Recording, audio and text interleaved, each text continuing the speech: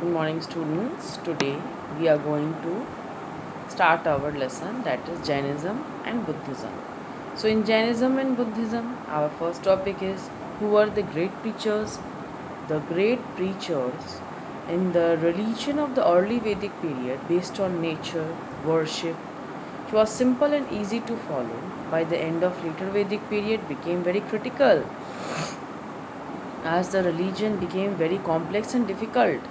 Many evil customs crept into society in the name of religion. Costly sacrifices, superstitious and elaborate and meaningless rituals destroyed the simplicity and the appeal of the original religion, the purity of the religion. The Vedic texts were written in Sanskrit, which was very difficult for the common people to understand. Thus, in this manner, the Brahmanas explained the text in a manner that increased their own power and importance in the society. So, power, wealth, and status of the Brahmanas increased day after day. The rites and rituals introduced by them led to the exploitation of the common people. Religion became very expensive and oppressive also. The caste system became very rigid. The lower caste, especially the Shudras, were increasingly isolated and persecuted. They were denied the right to study the religious scriptures and were not even allowed to recite Sanskrit hymns. There were two great preachers at this time who became popular during these critical situations. Those were Vardhamana Mahavira and Gautama Buddha, who were born at the time of 6th century BC. Both started reform movements as a reaction to the evil practices prevailing in the society in the name of religion. Their teachings led to the emergence of the two religious sections, that is, Jainism and Buddhism.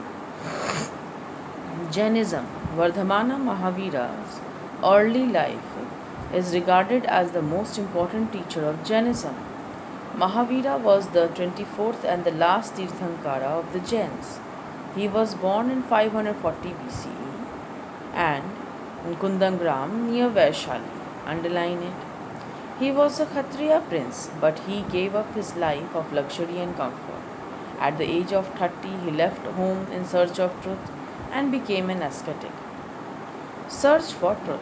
Mahavira wandered from place to place in search of truth. After about 12 years of penance and meditation, he gained spiritual knowledge. Mahavira became a Jinnah.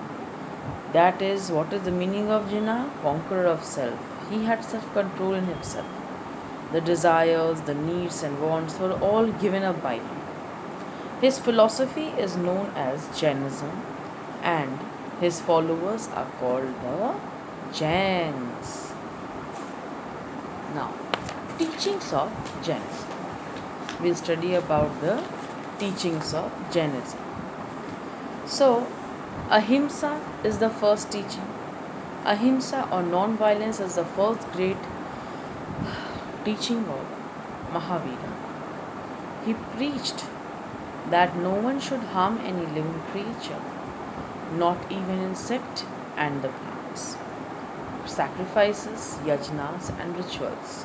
Mahavira did not accept any Vedas and opposed all forms of religious rites and rituals. That those difficult rites and rituals are not, he opposed it. It's of no use. He believed in his own self, that everyone should believe in their own self. Honesty will only make us to reach God. Caste system, Mahavira believed that all people are equal and did not believe in the dividing people into different castes. God, Mahavira did not believe in existence of God. Karma and rebirth. A person's soul is reborn again and again because of his or her karma. The highest goal of a person's life was to attain moksha, that is, freedom from the cycle of birth and rebirth. Moksha could be achieved by the following three ratna, three jewels of Jainism. The three jewels are right knowledge, right belief, and right conduct, which includes the practice of ahimsa and heart penance. The subsections of Jainism were: when Mahavira died at the age of 72, he had a large number of followers. His followers were